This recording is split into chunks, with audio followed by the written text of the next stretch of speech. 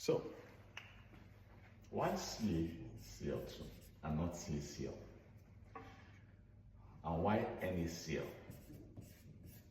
And if I take it further, I could say AlCl3. That's aluminium chloride. Let's break it down. Let's start with sodium chloride. This one, sodium chloride. Now, sodium, Na, has 11 electrons, 11 protons. And that goes back to what we talked about, electronic configuration. Okay, its electronic configuration is 281. Okay, and then you look at chlorine,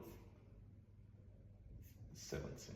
Electronic configuration is 287. When sodium reacts with chlorine, okay, to form sodium chloride, a compound, a neutral compound, all right? Sodium will lose one electron and chlorine will what?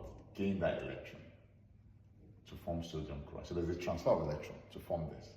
Now when this happens,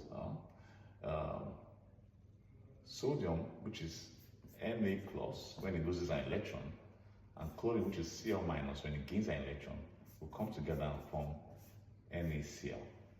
But this is different when it's with calcium. Let's take calcium now. Calcium is 20. Configuration is 2882. It has 2 electrons in its outermost shell. Sodium has just 1 electron in the outermost shell. Remember, the electrons in the outermost shell is what ascribe their groups to them. So sodium, because it has 1 electron in the outermost shell, would be in group 1.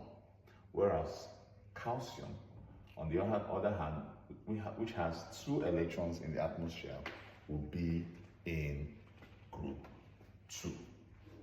Now, when calcium reacts with chlorine here, chlorine, which is 17, 287, rather,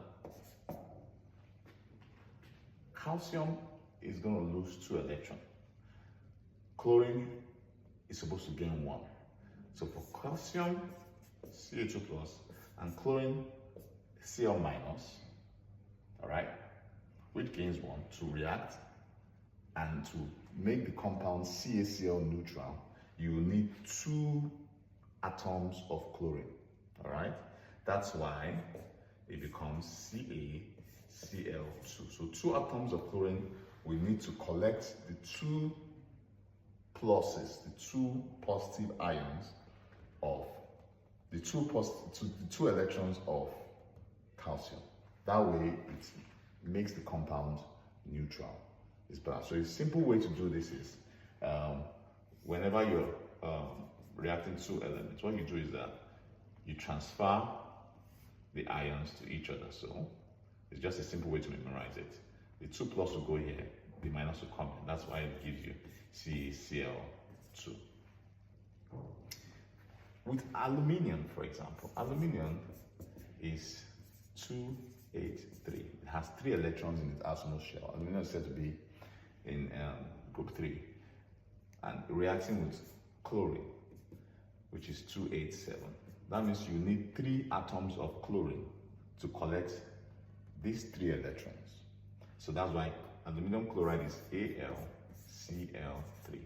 Or like I said, just interchange, all right, the ions on top, and you get Al will take the -1, the 1 of this, and Cl will take the 3, giving you AlCl3. I hope that makes sense.